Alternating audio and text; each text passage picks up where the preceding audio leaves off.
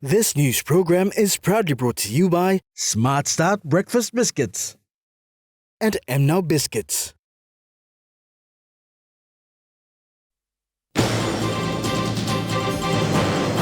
Doctors say cancer cases in PNG stands at 25,000 per year.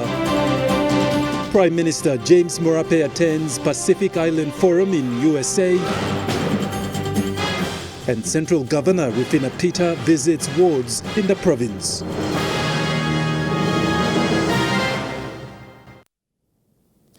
A very good evening. This is Sunday's News. I'm Godwin Eki. Thank you for joining us. Prime Minister James Marape travelled to United States early this morning to attend the Pacific Island Forum. Prior to his departure, Marape addressed the media this morning at the Jackson's International Airport Terminal in Port Moresby. Prime Minister James Marape announced to the media that while attending the Pacific Island meeting at the White House in Washington, D.C., he will have bilateral talks with the U.S. President Joe Biden. President Biden would have arrived here when we were scheduled to host him.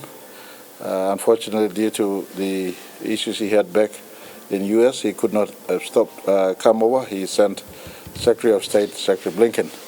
And so he's trying to organize a bilateral on the side of the main PIF meeting. It's important head of state, head of government meetings that Prime Minister Papua New Guinea was invited. As head of government, we could not avoid these sort of international engagements. Marape says such high-level meetings cannot be ignored and highlighted the importance of the PNG and USA relationship. USA is not any other ordinary nation. A strong, important partner nation to Papua New Guinea for so long. But recently, under our current coalition's watch, we have stepped up relationship with all nations in our own peculiar bilateral aspects. For USA. Marape added that the U.S. is an important nation to PNG, not just in the security aspects, but in the trade, commerce and industry space, and announced that a team from the U.S. Defense and U.S. Commerce will visit the country this month. Big U.S. companies already in country, but our greater interest as a country is to not just work the mining and petroleum space. We want to go into technology, we want to go into manufacturing, especially manufacturing of our marine resources, as well as our agriculture potentials we have in our country. So we have a targeted approach in our engagements with USA. In this month, there's a team from U.S. Defense as well as U.S. Commerce. They are visiting us, but in my engagements with the U.S. government, more importantly with the White House, we hope to rally up more of this business manufacturing exchange between Papua New Guinea business and USA business. Marape stressed that the connectivity with other nations is important, so to see the nation flourished. Meanwhile, Marape announced that the Deputy Prime Minister is out of the country, thus the State Enterprise Minister William Duma will be the acting Prime Minister. Sharon Engnui, National Emtv News. Prime Minister James Marape announced that he has accepted the resignation of the Agriculture Minister and advised the police to investigate, and further actions will be taken based on the police findings. He further added that the government will not tolerate disrespectful behavior towards women and girls, and announced that full force of the law will be applied if found guilty of the allegation. No one is running away. The process has started. And I will allow police to have a handle on this matter. I've accepted the minister's resignation from cabinet, and we will deal with the matter in due course. But I just want to say up front, we don't tolerate abuse of women. We don't tolerate abuse of our girls. And if these offences, as alleged, are proven to be true, then that's another matter. Everyone are subject to the same law that we have in our country that we all face if we break law. Central Governor Rufina Peter has continued to include marginalized wards into her agenda to make them more inclusive in her vision to unite Central Province before 2025 and to ensure these forgotten wards are part of her government's plans to receive basic services. Governor Peter yesterday visited Boteka in Ward 3 and Siraka in the Vanapa Brown local level government in the Hirikoyari district, where she was accompanied by LLG Council President Wayne Lorive along with councillors from the respective wards. In welcoming Governor Peter, Mistress of Ceremony Ms. Bona Nariki spoke of the hardships and cries that the people face on a daily basis that includes lack of infrastructure development, access to clean water, and basic health services. Governor Peter, in addressing the people, spoke of the need for the Boteka community to be God-oriented and let peace prevail. The governor urged the community leaders to do a ward development plan that will capture 5 impact projects, which will then align with the 5-year provincial development plan. She says she is yet to draft up the plan for the province due to these reasons. Following the visit to the Boteka community, governor's delegation along with the LLG president added for Siraka. Ward Councillor Terence Farapo highlighted that it is a first-time experience for the community to have a representative from the House of Parliament to visit them since independence, and acknowledged Governor Peter for such initiatives. Sharon Engnui, National Emtv News. Police in Mount Hagen, Western Highlands Province yesterday held a security brief to prepare for the Pacific Island Tax Administrator Association Heads meeting to be held next week. Senior divisional heads of the police met at the Provincial Police Headquarters to discuss their plans in providing security for the delegates who are expected to arrive today. The police meeting saw senior officers from the regular units, mobile squads and intelligence units plan to ensure peace and normalcy in Mount Hagen City as high-ranking visitors from Pacific Island nations and stakeholders from abroad arrive. Provincial Police Commander John Sagom said the Pacific Island Tax Administrator Association Conference was an important event to be hosted in the Western Highlands capital, and Mount Hagen Police is focused on delivering high-level security for the special guests. Plans including how to transport the dignitaries from Kagamuga Airport to their place of boarding and lodging while providing security throughout the meeting next week are set. Heads of 16 Pacific Island Tax Administrator Associations and important partners and stakeholders are expected to meet in this annual conference to discuss critical tax-related issues and collaborate on innovative solutions within the Pacific region. PPC Sagom has urged his men and women to remain alert as they may be called up on short notice if needed. The people of Mount Hagen City and the rest of Western Highlands have also been urged to be in their best behaviors as they were the ones hosting this big event, which would have been held in Port Moresby.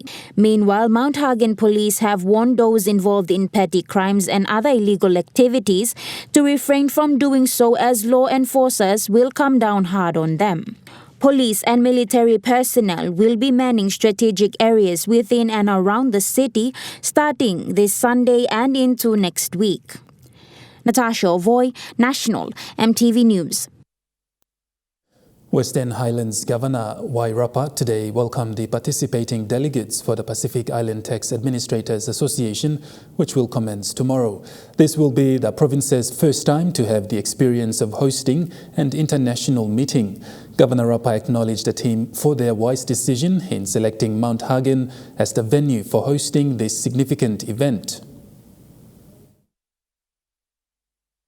Governor Rapa, on welcoming the delegates today, acknowledged the PETA team for selecting Mount Hagen as the venue for this significant event. Rapa recalled that the province has never had the opportunity to host such event. Never had a privilege of hosting an international meeting like this before. Typically, such gatherings take place in cities like Port Moresby and Lae and Kokopo. Governor Rapa acknowledged the IRC Commissioner Sam Coim and the team for allowing the province to participate in hosting an international event as such. The governor further assured the delegation that their security is guaranteed. Please rest assured that we have taken all necessary measures to ensure your stay here is safe and comfortable. Rapa announced that all the members of the 4th District, along with the acting Prime Minister William Duma, will participate in the official opening, which will signify the province's commitment to hosting the meeting. And our country's wholehearted commitment to hosting the Pacific Islands Tax Administrators Association here in Mount Hagen and Papua New Guinea. Both the IRC and my provincial government have worked diligently to create comprehensive protocols and arrangements to take care of your needs here in Mount Hagen. PITA serves as a platform for information exchange and offers a forum for cooperation and coordination in the area of exchange of information and policy formulation. The network promotes international standards and best practice in the region, as well as the modernization of tax administration. Sharon Engnui, National Emtv News. An international intervention force is needed in PNG to solve the ongoing law and order issues in the country. This was said by Wat Kidi, the founder of WK Kidi PNG Peace and Good Plus Sit Down Foundation, during the World Peace Day on Thursday.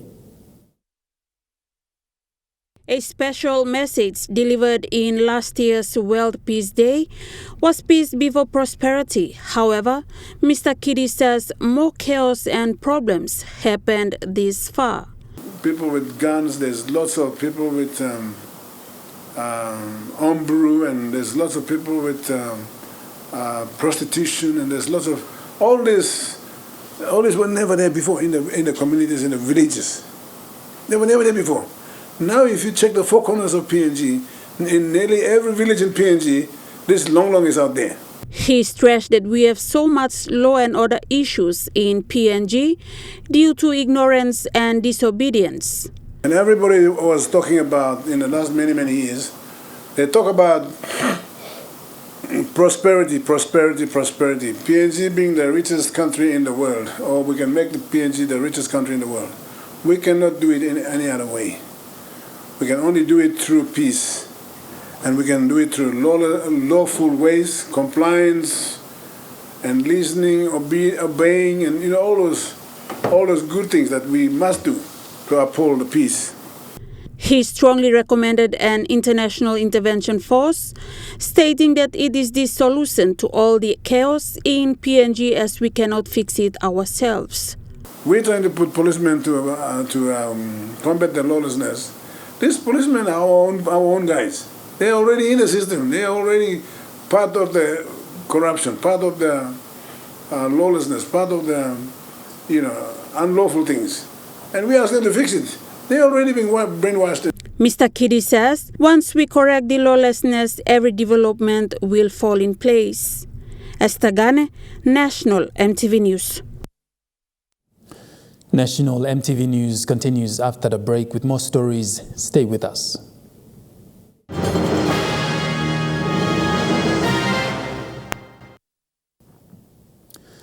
You're watching National Emtv News. Pacific International Hospital had a walkathon this morning to promote and disseminate issue of prevention programs for cancer. This is an annual awareness program aimed at encouraging women and girls to make sure that they go for regular tests to pick up early cancer detection. A group of international gynecologists throughout the world, consisting of 160 countries, decided to have this international walkathon against cancer every year since 2013 by raising awareness to make sure they reduce the burden of women's cancer globally. Based on this, Pacific International Hospital also hosted the walkathon here in the nation's capital from central Waigini to 4 Mile and back to Waigini this morning. There are 4 types of women cancer and it is a big challenge in PNG, says the senior consultant at Pacific International Hospital, Chief Dr. Matthias Sapuri. Cervical cancer, breast cancer, ovarian cancer and endometrial cancer in women is a very big challenge for us in Papua New Guinea.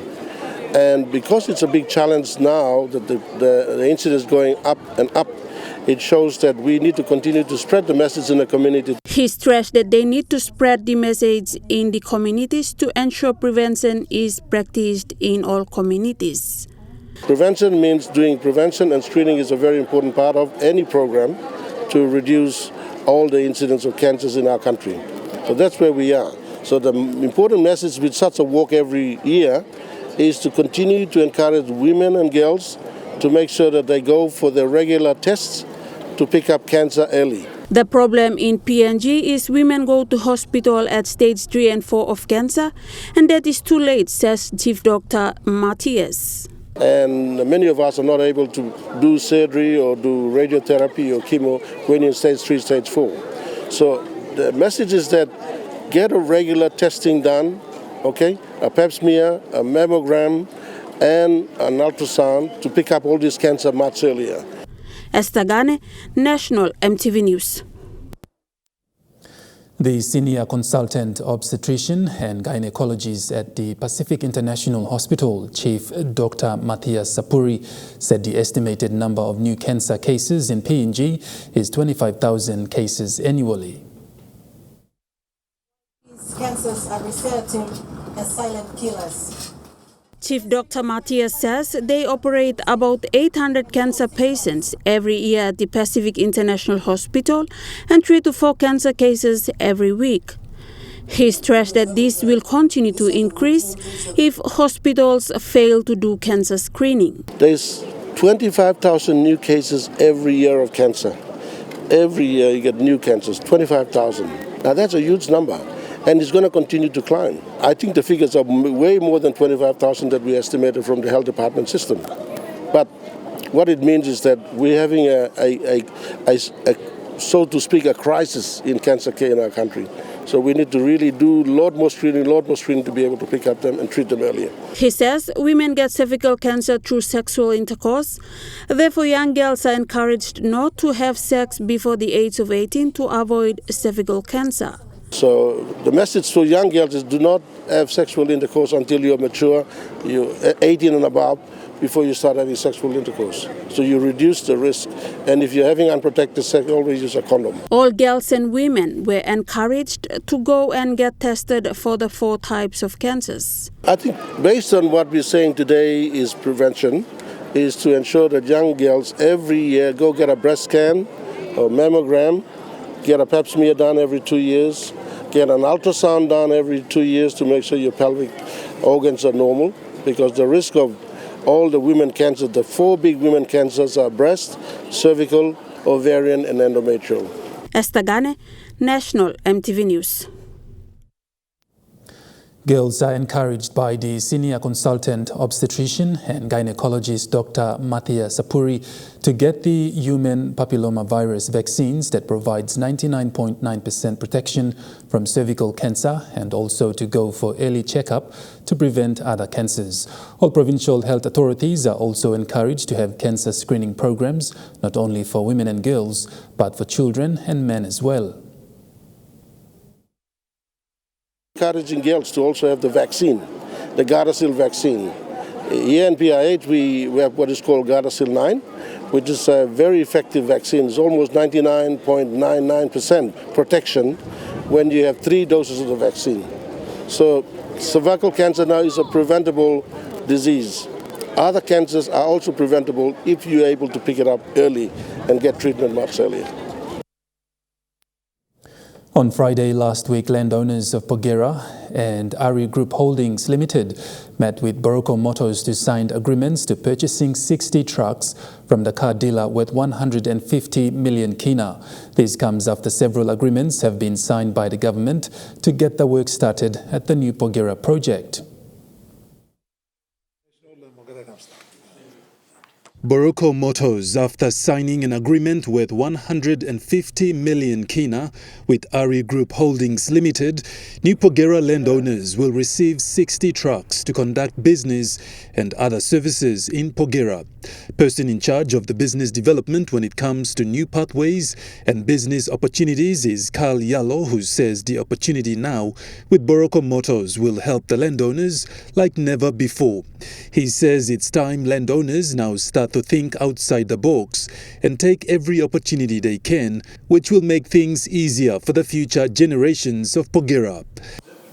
For the media's sake, the programs are now showing the new way of doing business. The thinking is that the government's business development grant is not enough to empower the landowners to get into the business space. So we got to think outside the box, and this is thinking outside the box. Kenworth semi-trailers will be provided by Boroko Motors for the landowners.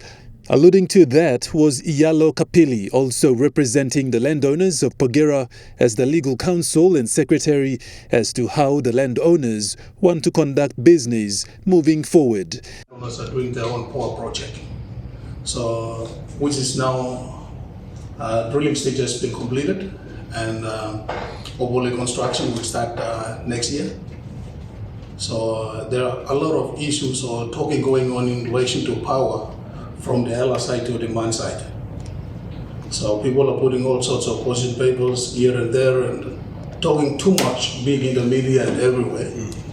The meeting graced by landowners, reps from Boroko Motors, chairman and deputy chairman, and other representatives from the Pogera Landowners Association were all present. The signing ceremony between the people of Pogera and the business partners ended with a photo session. Moving forward, the Pogera landowners will launch several business ventures and meet their investors who are travelling into PNG before the ceremony in Lae on Thursday next week. Pogera landowners, after realizing their own struggles of the past experiences in the last 30 years, the new Pogera mine will be different. This time, one that will see the landowners turn their earnings from the mine into investments moving forward. Pogera landowners have come to realization that tapping into new business opportunities as the sole landowners of the Pogera mine is something important for the future of Pogera. Having missed out on business opportunities when the landowners didn't get to own any form of business after the closure of Pogera mine, this time around creating spin-off businesses and running big businesses will be the focus for the people of Pogera moving forward. Creating businesses from the returns of their earnings will go into creating business that can be owned and operated by the landowners themselves, so that this could be their benefits in the future when the mine is shut down. Landowners say 30 years later is something they do not want to repeat, but this time around in the next 20 to 30 years, landowners should have businesses that will benefit them. Some areas of business will include aviation, construction, hotel and tourism, water and electricity, and other business opportunities that can be owned and operated by the landowners. Meanwhile, the new Pogera landowners will attend their first launching with several investors who are travelling into PNG before the ceremony in Lae on Thursday next week.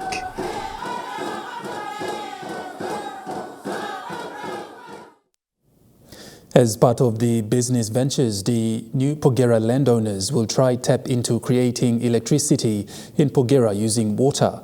According to legal counsel Rep. Iyalo Kapili, producing hydroelectricity is something the landowners are looking to invest on. While electricity has become a necessity in the country, when businesses and almost every household and individuals need electricity, the landowners of the new Pogera are looking to tap into creating power through a proposed hydroelectricity project, which landowners would like to start in the near future.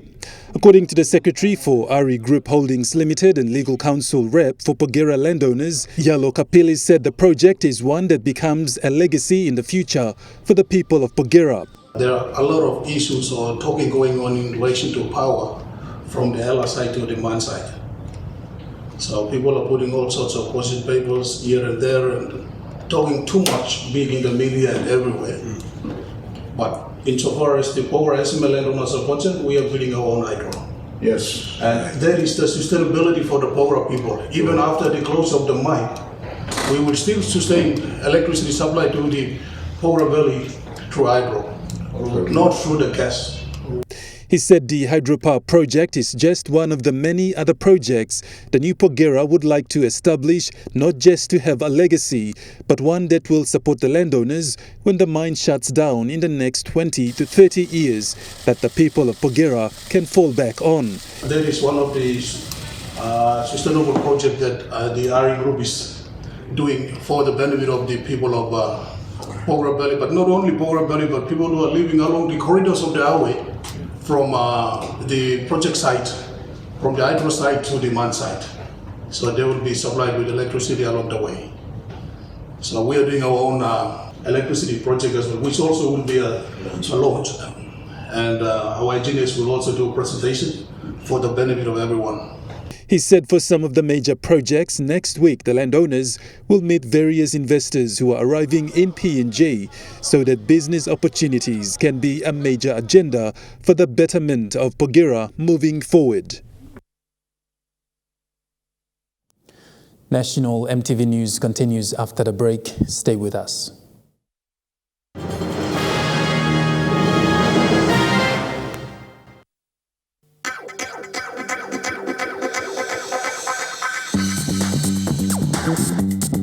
Trukai Sports.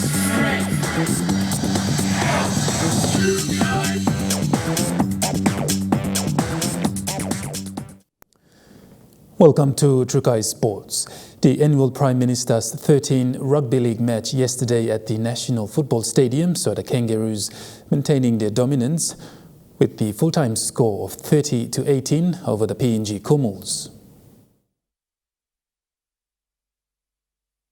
The PNG Kumuls, despite playing against a handful of Australian players with NRL experience, plus 8 World Cup winners and 12 players who appeared at the State of Origin level this year in their team, PNG displayed remarkable skills and ball work to score the opening try of the match with a crossfield kick from the captain Kyle Leibart and touchdown by Kumuls' longtime player Nene McDonald. The score was then equalised after 10 minutes from the first try by Australia's Mari Taulagi.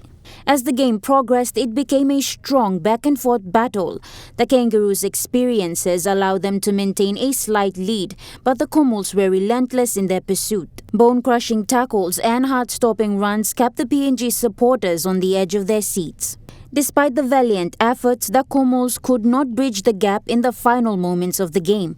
The Kangaroos emerged victorious with a final score of 30 points to 18, showcasing their rugby dominance once again. With the powerful support from the supporters, the home team played with pride to deliver one of the best PM's 13 match ever played. It was a match that showcased the enduring spirit of sportsmanship and friendship, leaving fans eagerly anticipating the next thrilling encounter between these two formidable teams. Natasha Ovoy, Trukai Sports. The Prime Minister's 13 match saw the Australian women's team take on the PNG team at the National Football Stadium in Port Moresby yesterday. The match saw the Australian women's team beat the PNG side 54-4 at full time. The crowd was electrified from the first whistle blow as both teams displayed remarkable energy and determination. However, it was number 3 of the Australian women's team who displayed impressive speed and agility as she drove through the PNG women's defence to put her team on the scoreboard with the first try 3 minutes into the match. This opening try set the bar for a high-intensity match, with both sides competing for control of the field. The action continued until it was in the 21st minute of the first half when number 2 of the Australian women's team scored another try. The Australian women's team scored 2 tries in the first half of the match to set the score at 18-0 before halftime. The second half of the match had seen the Australian women's team unstoppable, scoring an impressive 5 tries. Their teamwork and precision were on full display as they worked together to extend their lead. However, the PNG Orchid women's team didn't give up easily and managed to score 1 try of their own, earning cheers and admiration from the crowd for their efforts. When the final whistle blew, the scoreboard displayed a decisive victory for the Australian women's team with a final score of 56-4. Natasha Ovoy, Chukai Sports. And now to some update on the 2023 Rugby World Cup in France. The recent match saw the defending champions South Africa go up against Ireland in Pool B match. It's Ireland locking horns with the Springboks. Determined to give the defending champs a run for the title was Ireland in a tough show of grit and skill by both teams in a match to remember. It's a Pool B match which could easily be as tight as a facelift. Welcome to start the... South Africa led in the first 5 minutes of the first half with a penalty kick. But with more time to catch on, Ireland's Mac Hansen put the team ahead with a try with less than 8 minutes on the clock to half-time. Ireland will score! And they put it down! The first half ended with Ireland on 7 points and South Africa trailing with 3 points. The crowd erupt and start the France. Early into the second half, South Africa made what was thought a power recovery as South Africa's Cheslin Colby gained a try for the team, but with a missed kick, Ireland pressed on.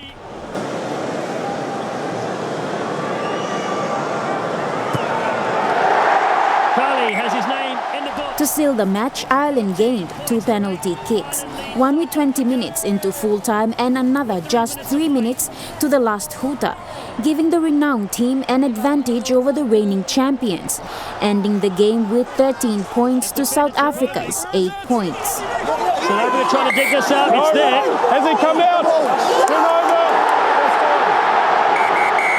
Ireland have done it. Reflecting back on the game, Ireland's Bundy Aki, who received the MasterCard Player of the Match, said South Africa were indeed one to beat. In other matches, England beat Chile 71 points to 0. Natasha Ovoy, Chukai Sports.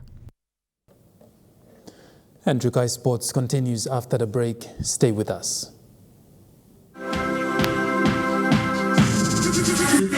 Chukai Sports.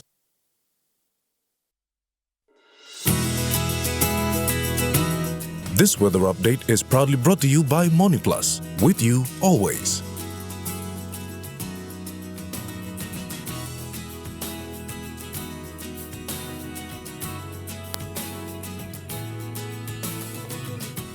Weather forecast for the next 24 hours. Southern region, Port Moresby, cloudy periods with possible showers and drizzle. Daru, cloudy periods with evening showers. Kerema, cloudy with rain showers and possible thunderstorm. Alatau, cloudy with few showers. Popondetta, cloudy with rain showers and possible thunderstorm. In the Momase Islands region, Lae, Medeng and Wewak, cloudy periods with some showers and possible thunderstorm. Vanimo, cloudy with rain showers and thunderstorm.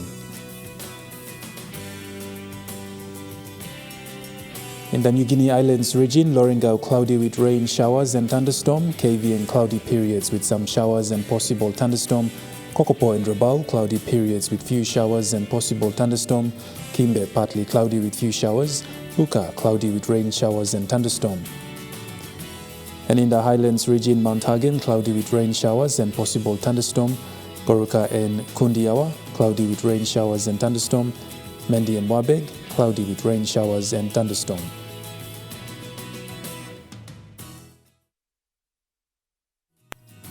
The weather update was proudly brought to you by MoneyPlus, with you always. And that wraps up the news, sports and weather for Sunday, the 24th of September 2023. From all of us here, pleasant viewing. Good night.